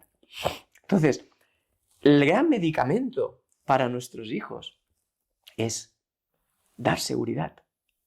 Ahora bien, ¿cómo hemos aprendido a tener seguridad los adultos? Pues aquí tenemos un montón de información de decir, hemos recibido seguridad, hemos recibido cariño, hemos recibido acompañamiento, hemos recibido ausencia. Imagínate que un adulto ha recibido ausencia y para con su hijo dice, no, se lo tiene que currar, no hay que darle, porque yo he vivido ya, pero esa información es la que ha vivido uno y que solo el adulto puede curar. Pero respóndeme también a la segunda parte, es decir, no genera el que al cerebro se refuerce esa búsqueda con el resultado, no genera que de grande una persona asuma un rol de víctima para buscar afecto o si completar. El apego ha sido un apego inseguro, sí. Si el apego ha sido acorde y ha sido un apego seguro, no. Si yo respondo a la necesidad de mi hijo a lo que necesita y lo valido y le doy seguridad y mis palabras alientan su autoestima, estoy empujando a que el niño vuele. Si lo que podemos dar, nosotros damos las raíces a nuestros hijos, les damos alas para que vuelen. Lo mismo que te he dicho en el ejemplo de la bicicleta, con 1000 otros ejemplos. Si el niño está generando una búsqueda y yo le doy una regulación emocional para que o yo como progenitor voy a darle esa recompensa porque me toca, o voy a ayudar a que él encuentre lo que tiene que buscar. Por ejemplo, el niño está estresado y no duerme. ¿Qué se hacía antes, Marc? El chupete en leche condensada y se lo daban al bebé. Dice, es que así se calma. Nos ha jodido. Imagínate un bebé con 8 meses que tiene un berrinche o que no duerme, lo que sea, leche condensada. Esto se hacía antes. Quiero creer que no se hace ahora. Leche condensada al bebé. ¿Qué recibe ese bebé? Un viaje de azúcar. Que sus centros de la recompensa lo están alucinando. Claro. ¿Y qué hace ese bebé? ¡Buah! Me calmo que flipo. Ahora bien, los receptores D2 en ese núcleo accumbens en el sistema de recompensa, eso se adapta. Cada vez necesitan más. Cada vez necesitan más y cada vez aprenden que si la búsqueda, por ejemplo, es tengo inseguridad y me dan chupete con leche condensada, te estoy poniendo un ejemplo que puede ser un ejemplo común y que hay millones de ejemplos. Yo tengo azúcar que me calma la inseguridad. ¿Qué estoy aprendiendo, Marc? Yo tengo inseguridad, pero he encontrado azúcar. ¿Tiene algo que ver el azúcar con la inseguridad? No tiene nada que ver, pero la recompensa era con azúcar. Entonces, fíjate, ¿qué ocurre? ¿Cuántos adultos son adictos al azúcar cuando tienen estrés? Enseguida tiran a buscar, el camino corto es ir a buscar algo de azúcar para calmarse. Claro. ¿Vale? Hay un vínculo, o sea, 2 neuronas dispararon juntas en un momento dado y se repitió mucho. Es un patrón que yo he conocido que me ha dado un beneficio porque me ha calmado la necesidad de inseguridad que yo tenía en ese momento, pero ¿es acorde si un niño tiene inseguridad darle azúcar? No. ¿Qué es acorde, Marc? Un niño tiene inseguridad y quizá necesita un abrazo. ¿Por darle un abrazo a mi hijo voy a generar una inseguridad en el adulto? No, si el abrazo es acorde a la necesidad que tiene el niño. No. Es como los castigos. Si no te acabas la comida, no verás la televisión. ¿Qué tiene que ver la comida con la televisión? Es que no tiene sentido. Hostia, una cosa es la comida, otra cosa es la televisión. Bueno, pues genera un acuerdo con la comida, pero no con la televisión, que no tiene nada que ver con la comida. Ahora, ¿eso que requiere? Un nivel de conciencia y un curro de narices por parte de los progenitores. Es que los niños no paran de hablar en el restaurante y nos molestan, no podemos hablar. ¿Cuál es la solución a día de hoy? Los móviles. Ten el móvil y enchufaos. ¿Somos conscientes de lo que están haciendo las pantallas en la corteza prefrontal de los niños? No somos conscientes. Estamos generando ya adictos y tenemos poca solución. Con lo que está pasando tenemos poca solución, porque no vamos a quitar, no vamos a retirar las pantallas de los niños. La Asociación Americana de Pediatría dice, no dar pantallas mínimo hasta los 3 años. Y a mí me preguntaron un día, ¿y tú? ¿Hasta cuándo dirías? Yo las eliminaría todas las pantallas hasta que el cerebro no esté maduro. Esto socialmente es imposible. Entonces tiene que haber un acompañamiento a la pantalla acorde a la edad madurativa y un filtro por parte de los adultos. ¿Los adultos tenemos filtro con las pantallas? No, vamos a poner filtro a los niños. No, entonces el trabajo es del adulto. El adulto es el responsable del hijo. ¿Me explico? Entonces, ¿el hijo qué es? La expresión de lo que pasa en el sistema familiar, pero que son actuaciones que tienen que ver con la cronomaduración de su propio cerebro. Por tanto, y resumiendo, necesidad del niño, recompensa acorde. A ver, Xavi, yo estoy disfrutando de la hostia, si se me permite, del podcast, pero tengo una batería de preguntas que te quiero hacer y con la confianza que tenemos, esta mañana estábamos en una cafetería y me las estabas contestando a fuego y te estabas mojando. Entonces ahora te voy a pedir que te mojes, que no moderes tu discurso, lo tengas que justificar, sino que por primera vez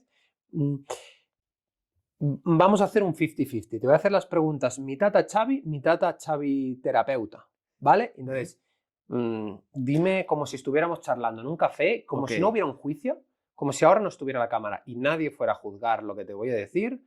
¿Qué piensas? ¿Vale? Es importante, pero yo te digo que, Marc, es siempre importante que siempre hay justificaciones más teórico-prácticas que pueden ayudar, pero voy a contestar a balazos, como tú me digas. Venga. Venga. Y escueto, te lo prometo. Exacto, exacto. ¿Qué piensas del refrán popular que tantos padres han defendido alguna vez y que reza que una buena hostia a tiempo quita mucha tontería? Que es una locura. Es una absoluta locura. Es una locura, pero de dimensiones increíbles. Es decir, aquí hay una incapacidad por parte de los progenitores que no han aprendido a autorregular sus propias emociones o lo han aprendido de esta manera y lo están trasladando. La violencia no a los niños. ¿Ni siquiera una cachetada es justificada? Ni siquiera una cachetada es justificada. Es una incapacidad del adulto, es el adulto el que es responsable para poder gestionar lo que está ocurriendo a un niño. Por supuesto, vamos a poder poner límites, pero tenemos que poner límites desde el estado adulto hacia un niño, no violencia. ¿Entonces recurrir a una cachetada es una falta de recursos por parte de los padres? Bajo mi punto de vista, sí. ¿Cuál sería una buena actuación ante una pataleta, ante una madre o un padre desesperados en una situación en la que no tienen recursos? Pues primero, 1, respirar. 2, atender y ser conscientes con la energía que tengan los padres, que hay que atender e incluir, que los padres pueden tener muy baja energía y se pueden ver sobrepasados. Y tienen recuerdos de aprendizajes de cómo mis padres, cómo mi familia gestionaba esto de esta manera. Si yo lo que he vivido son hostias, hostias, hostias, lo primero que sabré es, pues son hostias, ¿sí? Por tanto, respirar, tomar distancia, yo soy el adulto y él es el pequeño. A partir de ahí, ¿qué demanda es la que necesita ser recompensada ese niño? Y ayudarle a recompensarlo desde un lenguaje que le pueda ayudar o desde sin lenguaje, sino con un acto de presencia. Simplemente estar presentes y que ellos sientan la presencia como seguridad. ¿Un niño puede nacer estresado? Por supuesto que sí. Es un sí rotundo. Y esto es neurobiología en el embarazo. El eje de estrés se programa en el embarazo, dependiendo de las circunstancias de mamá, el estrés de mamá y sobre todo el funcionamiento de la placenta. En la placenta hay diversas enzimas, una muy famosa, la voy a decir, la he dicho muchas veces, la 11-beta-hidroxisteroide-hidrogenasa tipo 2, OLE, que esta es la que frena el cortisol de mamá hacia el feto y deja pasar muy poquito cortisol para activar el eje de estrés, el eje HPA, en el feto. Si ha pasado mucho cortisol, este eje del feto, del futuro bebé, va a estar sobrepasado, porque es un cerebro, el niño, ese bebé, va a nacer con menos receptores de cortisol en un área del cerebro que se llama hipocampo, que es el frenador del eje de estrés. Por tanto, si han pasado X cosas o un mal funcionamiento de esta enzima durante el embarazo, un bebé sí puede nacer estresado. ¿Los traumas se heredan? Por supuesto que sí. De hecho, tenemos lo que conocemos la herencia epigenética transgeneracional. Los traumas definen la expresión de los genes y esta expresión de los genes se puede heredar de generación a generación. Y esto lo hemos visto en muchos estudios, no solo en ratoncitos, que los hemos visto, por ejemplo, del grupo de Rías y Díaz, sino también en humanos. Los traumas de personas que vivieron, supervivientes que vivieron en el Holocausto, en campos de concentración como Auschwitz, se han visto los cambios epigenéticos en los receptores de cortisol, por ejemplo, o en la propia enzima que te he comentado que metaboliza el cortisol, han habido cambios que se van a heredar a las siguientes generaciones, haciendo que, si ha habido un estrés postraumático de estos supervivientes, la descendencia, sin necesidad de vivir un holocausto, ya por la expresión génica, tiene hasta un 30 o un 50% más de probabilidades de tener un estrés postraumático sin vivir lo que vivieron los progenitores. ¿Cómo afecta la separación de una pareja a un niño? Depende si se mira o no se mira a un niño. Si los padres se convierten en dos niñatos que están peleándose por sus historias y no atienden al niño, entonces eso va a afectar de forma muy negativa. Si los padres se comportan como dos adultos, donde lo más y único importante es la salud emocional de sus hijos y atienden las diferencias, aunque puedan ser muy dispares, desde una forma adulta, siempre cuidando a los niños y nunca jugando al triángulo, utilizando los niños para dañar al otro, si eso no se hace, una separación puede ser incluso hasta muy beneficiosa para los niños. Ahora, cuando los padres se convierten en niños heridos que se están peleando y no están mirando a los niños y están utilizando incluso a sus hijos para hacer daño al otro, entonces evidentemente esto va a tener un efecto neuromadurativo negativo para los niños y futuros adultos. ¿Cómo afecta a la crianza de un niño el que falte una de las dos partes? Pues claro que va a afectar. ¿Por qué? Porque nosotros somos gracias a la información paterna e información materna. Nunca podemos excluir a una de los grandes linajes, la paterna y la materna. Gracias a un óvulo y a un espermatozoide, es decir, gracias a una célula materna y a una célula paterna, yo soy.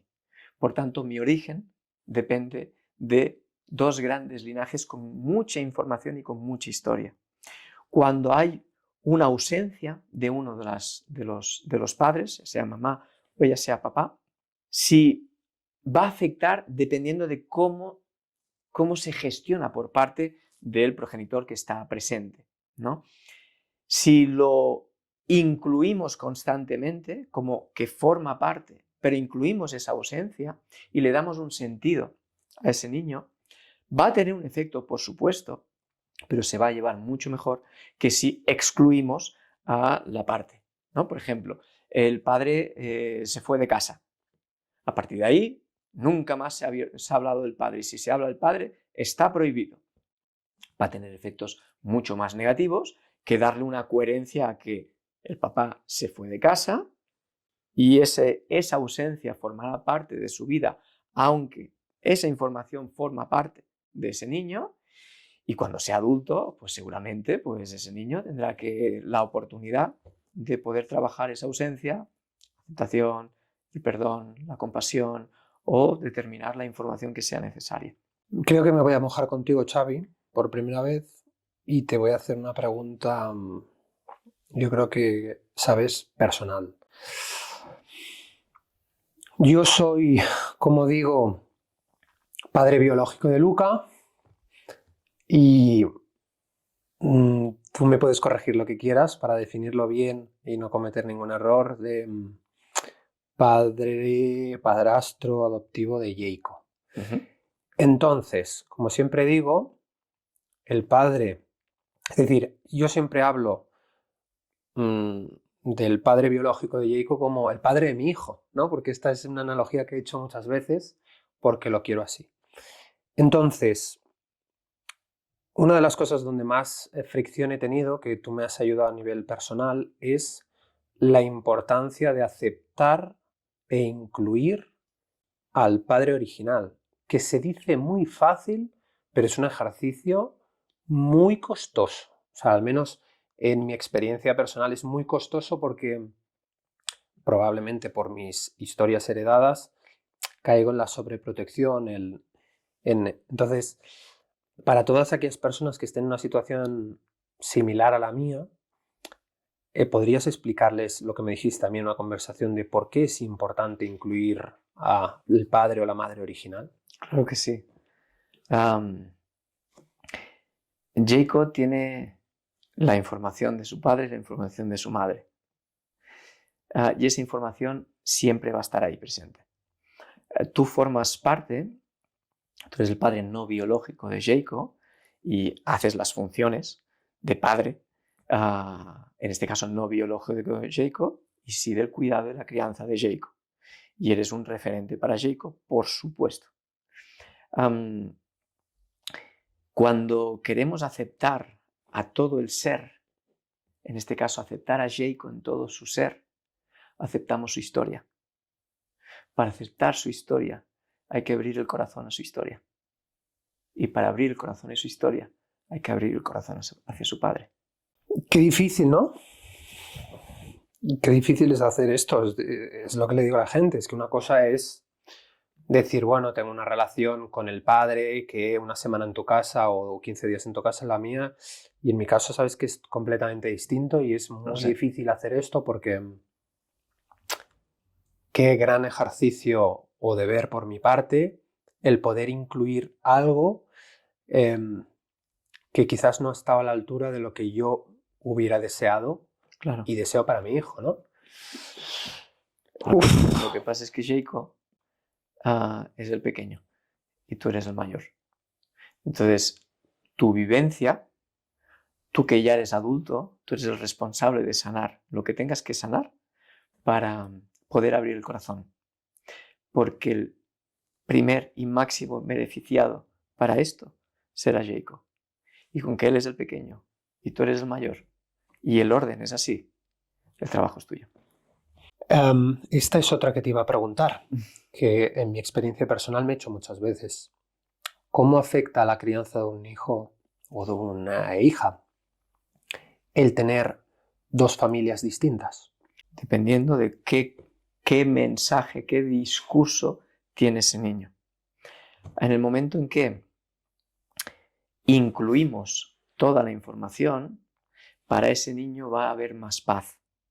Porque aunque hayan lealtades inconscientes, que cuando sea adulto pues ya se dará más cuenta de qué lealtades hay, los adultos, en el momento en que incluimos toda la información, estamos generando un ambiente donde va a poder regular lo que le está pasando en su vida. Entonces, qué bonito es los reencuadres de, mira, tienes la suerte de tener más de 2 linajes, tienes más familia que está mirándote. Mira, un niño, Marc, necesita ser visto, ser considerado y ser tenido en cuenta. Estas son las 3 necesidades básicas que tiene un niño. Igual que un adolescente es un poco distinto, porque un adolescente cambia el cerebro y un adolescente lo que necesita es mucho amor, mucha paciencia y muchos límites.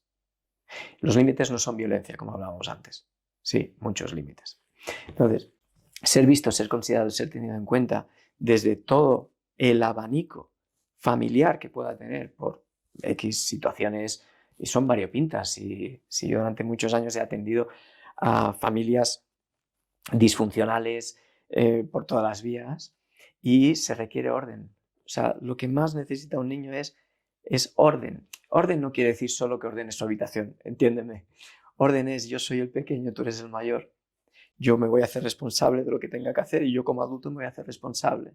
Yo tengo una familia de origen que no conozco, pero que forma parte. Si es que los niños adoptados, muchos problemas, y lo he visto en consulta, adultos se han dado cuenta o han descubierto que son adoptados cuando son adultos porque sus padres adoptivos nunca les hablaron de la otra familia, pero ese adulto siempre relata, yo siempre he sabido que mi origen era otro. Tienen esa sensación y es lógica, es coherente, ¿no? Que no se puede explicar con mecanismos de acción, sino es un tema más energético, ¿no? ¿Cuánta paz hace el hecho de incluir la familia biológica? No quiere decir tener una relación súper íntima. Si no se puede tener, a veces sí, hay otras veces que no. Eso la vida dirá. Lo que sí es la inclusión dentro del corazón. Es dentro de mi corazón, ¿no? Si yo me pongo en el lugar de Jacob, dentro del corazón de Jacob, por ejemplo, cogemos tu ejemplo porque lo has dado permiso, tengo mi familia paterna, tengo mi familia materna y tengo mi familia adoptiva. Sí, pero Xavi, ¿cómo incluyen las personas a la otra parte? Si han sufrido algún abuso, si han sufrido maltrato, si ha habido un trauma de por medio. Claro, es más difícil. Un niño no puede solventar eso. Quien puede solventarlo es un adulto. Un adulto puede acompañar y acompañará con más herramientas o menos herramientas en base al propio crecimiento personal, a su propio desarrollo personal y a sus propias vivencias y a lo que ha podido sanar. Un niño o una niña, yo he trabajado con muchas personas que han sido abusados sexualmente. De hecho, si me dejas decir un dato, 1 de cada 5 niños a día de hoy, 1 de cada 5 niños es abusado sexualmente. De casos reportados. Y el porcentaje más alto tiene que ver con la familia. Entonces, lo que pasa es que es un poco tabú y no se quiere hablar. Es como hablar del suicidio, que es tabú y está increciendo cada vez más. Entonces, ese niño que ha sido abusado, evidentemente va a madurar su sistema nervioso de una forma, su cerebro de una forma distinta, así no ha tenido esa experiencia a la edad temprana. En términos científicos se llama los Early Life Experience. Va a cronomadurar de una forma distinta. Ahora, cuando haya madurado su cerebro,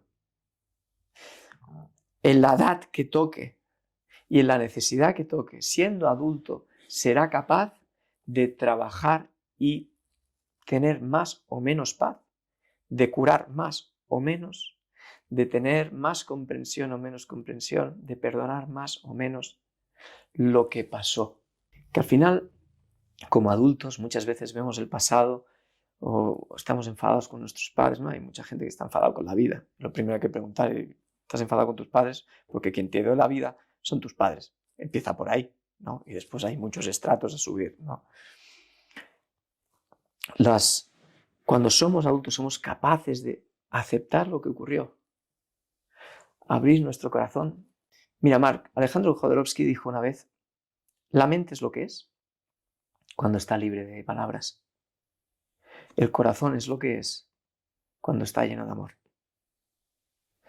Si el corazón no siente, la mente cataloga. Si el corazón se abre, aparece la compasión.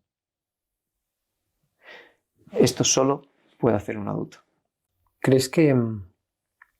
sé que es una pregunta muy amplia, pero ¿crees que para ser feliz o un requisito ineludible de la felicidad es aceptar y perdonar? Sí.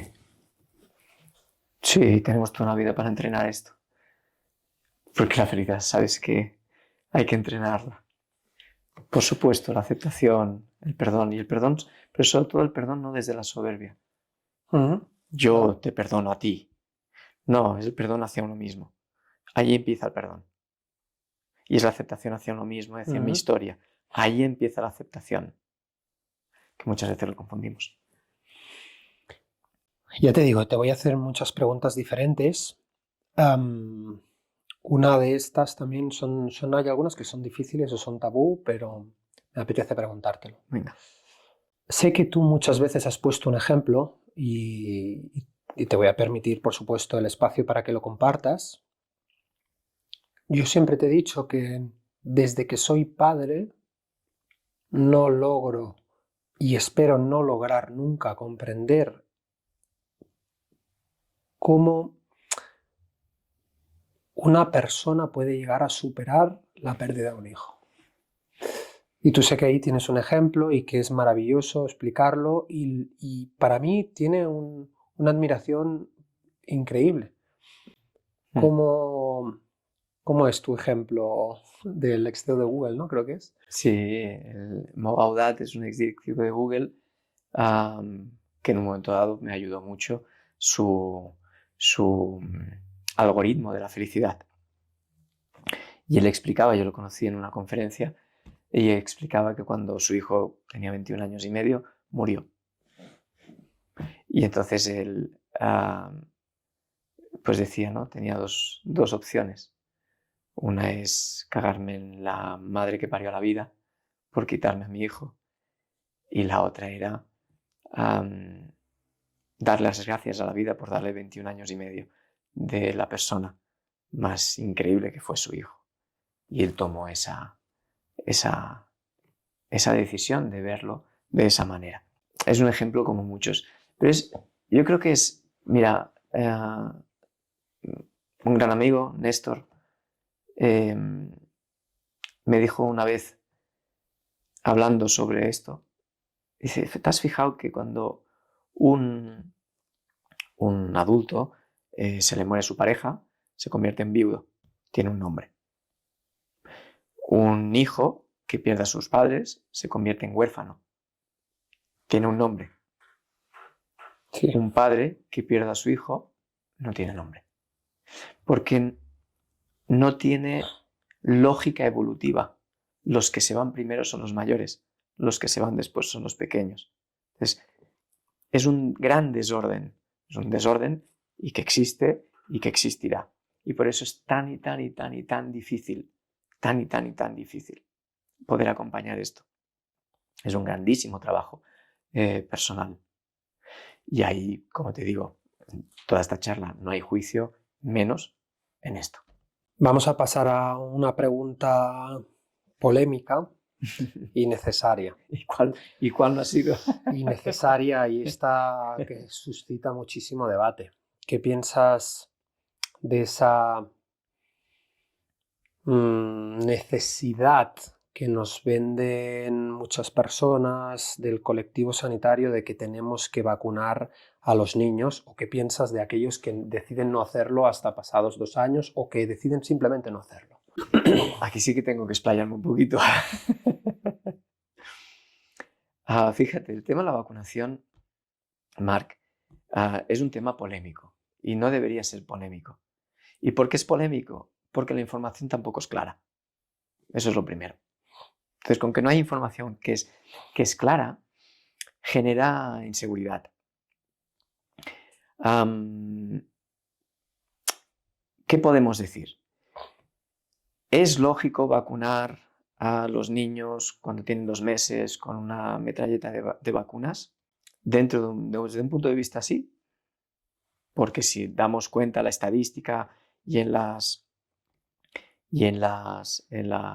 estadísticas de las enfermedades y la idea de la vacuna, lo que puede hacer a nivel inmunitario para proteger, podríamos decir, sí tiene lógica. Y por otra banda pero es un sistema inmune que no es maduro, vamos a generar una respuesta inmunitaria que en ese momento no estamos preparados. Se pone la misma dosis, el niño pese 4 kilos, pese 2,5, pese 3, pese 6. Entonces, claro, no estamos personalizando. Las vacunas conllevan coadyuvantes. Antes la mayoría llevaban mercurio. Es verdad que ahora ya no hay mercurio, pero sí que hay aluminio. En los estudios que se han mirado los niveles de aluminio, se han visto que superan la dosis recomendada de aluminio. Eso puede conllevar a procesos patológicos. Seguramente eso ayuda a que en algún momento dado se pueda llevar algún proceso patológico. Vale. Sería lo ideal, que aquí seguramente me voy a mojar. ¿Qué es lo ideal, Xavi? Que me han preguntado tantas veces. Mira, lo ideal es que cada uno tome la decisión que quiera. Eso sería lo ideal. Y que papá y mamá, es decir, la pareja en sí, esté de acuerdo con lo que se quiere hacer. Porque es verdad que en un porcentaje muy, muy alto, parece que no hay tantos efectos secundarios como sí. Yo en consulta es verdad, he visto efectos cronológicos vacuna, empiezan disfunciones respiratorias o empiezan disfunciones inmunitarias y X. Lo hemos visto por cronología. ¿Se ha podido demostrar? No, porque después hay una industria que no quiere ni oír hablar de esto y por eso genera tanta polaridad. De hecho, mis palabras ahora mismo seguramente están suscitando que si me pueden llamar antivacunas o que me puedan llamar X. A mí me da absolutamente igual cómo me llamen. Hablo de lo que es la coherencia para mí. La coherencia para mí es una N1. Por tanto, lo que te estoy diciendo seguramente no es verdad. Pero es una verdad que a mí me genera tranquilidad. Bien, ¿qué les digo a las parejas que me preguntan? Si estáis tranquilos en vacunar, seguir el calendario vacunal, tranquilidad. Ahora, da de mamar si puedes dar de mamar, que el entorno sea saludable, que esto y que lo otro. Vacunar con... mires que el niño acaba de tener un poco de resfriado, vamos a vacunar. Espérate que el sistema inmune se repare un poquito y después en una época del año incluso donde haya más calorcito, que no haya tanto frío y que no hayan agentes que puedan alterar más la inmunidad, pues que busques ese momento. ¿Qué sería lo ideal? Pues si nos podemos esperar a la maduración inmunitaria en los primeros 1000 días de vida, pues sería más coherente y más lógico, si se quiere vacunar, pues que se ponga la vacuna. ¿Esto debería generar tanto debate como está generando? Bajo mi punto de vista, no. Pero después están los casos y casos, ¿no? Entonces, es verdad que cuando viene la obligación por parte del sistema sanitario y no hay tanta claridad en las estadísticas, en los números, en los estudios, claro, dices, a ver, generas inseguridad. En este caso el colectivo, que tengo grandísimos amigos y tú y yo tenemos un grandísimo amigo pediatra, que es Jorge Muñoz, al que mandamos un abrazo y un cariño de Jorge, te quiero. es el mejor pediatra del mundo, ¿no? Yo siempre digo. Pues son los que deberían ser expertos en estos datos y en personalizar en cada uno de los casos. Y es verdad que bajo mi punto de vista, quizás estás de acuerdo, Marc, las personas, si pudiéramos hacer un análisis genético a todos estos bebés para determinar la susceptibilidad a los coadyuvantes que llevan la vacuna, podríamos discriminar si esos coadyuvantes pueden generar un problema de salud a ese bebé. Pero con que esto es pasta y esto es muy caro, no se va a hacer. Pero sería una propuesta que sería interesante. Por tanto, y dicho esto, creo que estoy respondiendo mucho y me estoy mojando mucho, sobre todo, mucha paz al tomar la decisión. Vale, Xavi, pues solo nos quedan 2 preguntas. Y una es quizás absurda, pero da sentido a la última, que es muy difícil de responder. Entiendo la dificultad de responder esta pregunta. Entiendo que la gente del otro lado vaya a suscitar muchísimas emociones distintas, pero lo voy a hacer porque siento que es algo que se habla mucho y nunca se ha comentado en un podcast. Venga. La primera pregunta absurda. No hay preguntas absurdas más. La primera pregunta es, se dice mucho popularmente que las madres llegan a querer más a sus hijos porque lo han parido y que los padres, como no han vivido eso, no saben lo que es. ¿Qué piensas tú de esto? ¿Se puede querer con la misma intensidad? Sé que es por eso decía absurdo, ¿no? No, pero es que es desordenado. O sea, el amor cabe. Lo que pasa es que el amor hacia un hijo es muy distinto que el amor hacia la pareja. No tiene más. No, hablo hacia el niño, ¿eh? O sea, se habla popularmente de que las madres sienten más el amor hacia su hijo porque lo han parido. Y los padres no pueden llegar a sentir en la misma intensidad hacia su hijo. Claro. Mira, de realidades hay tantas como personas hay, ¿no? Hacer esta comparativa, bajo mi punto de vista, no tiene mucho sentido. Por eso decía que era absurda. No tiene. Pero es una buena pregunta. Habla. Pero es una buena pregunta. No tiene sentido, bajo mi punto de vista. Vuelvo a decir, el niño o la niña tiene 2 orígenes, linaje materno, linaje paterno, y los 2 son importantes para igual. Por tanto, el amor de un padre hacia un hijo o el amor de una madre hacia un hijo son maravillosamente profundos, con las diferencias de cada una de las personas. Pero no podemos comparar, es que son cosas que tú quieres comparar, patatas con manzanas. No es una fruta y no es un tubérculo. ¿Me explico? No podemos comparar algo así. Los 2 miembros de la pareja van a sentir un amor profundo, si así han aprendido, pues su aprendizaje, estamos haciendo algo idílico, hacia su hijo. Y su hijo hacia sus padres, que son sus 2 grandes linajes. Vale. Ahora te formulo la pregunta difícil y estoy dándole muchas vueltas todo el podcast a ver cómo narices te la formulo para que la gente me entienda y no me fusile. Mira, yo he sentido mucho en conversaciones con amigos. Tú sabes el nivel de intensidad con el que quiero a Jacob y sabes el nivel de intensidad con el que quiero a Luca. Yo he sentido que siempre quieres más a tu hijo biológico que al que es adoptado, que al que has adoptado, 1000 cosas, que al que no es tuyo. Entonces, siempre se dice esto popularmente y nadie tiene las narices de soltarlo. Por eso es la pregunta más difícil para mí hacértela, ¿no? En este podcast, porque sé que es muy subjetivo. Pero ¿piensas que se puede llegar a querer igual a un hijo tuyo que a un hijo que no es biológicamente tuyo? Claro, entiendo tu pregunta y desde dónde la haces. Fíjate, hay varias respuestas. La primera es que la vivencia es absolutamente distinta. La vivencia es distinta. Tú con Luca has vivido, tú eres el progenitor biológico de Luca, has vivido incluso su nacimiento y estás viviendo sus primeros momentos de la vida.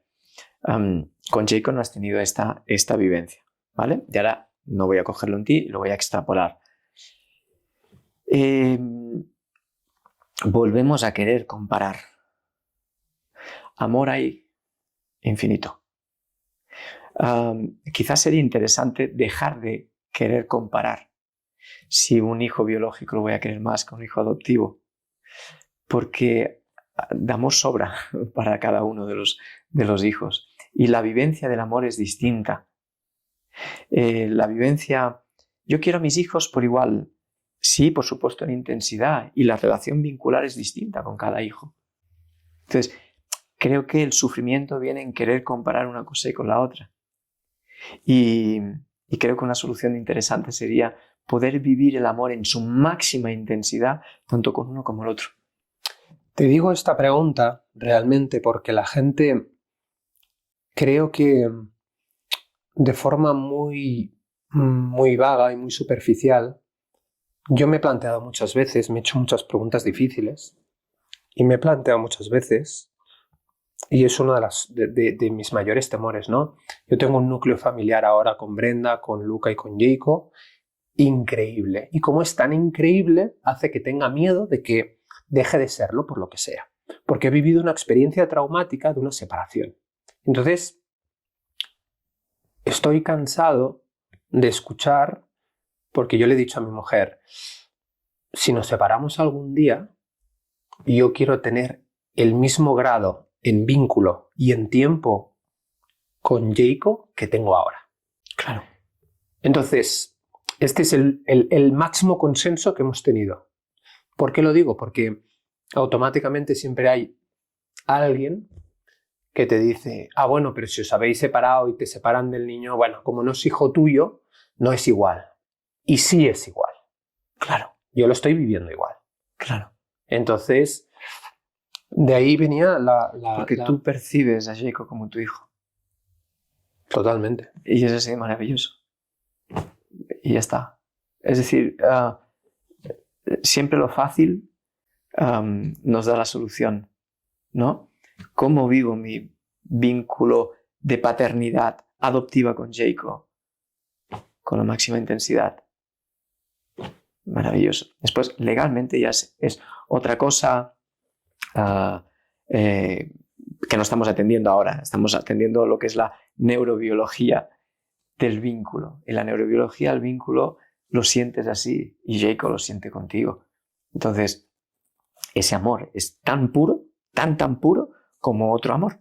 Entonces, si en algún momento hay una separación, el consenso será entre dos adultos, entre tú y Brenda, y llegaréis a un consenso pensando en lo mejor para uno y para el otro. Y lo mejor para uno y para el otro seguramente que será, Marc, que haya contacto con los dos progenitores, aunque sea uno adoptivo, por supuesto.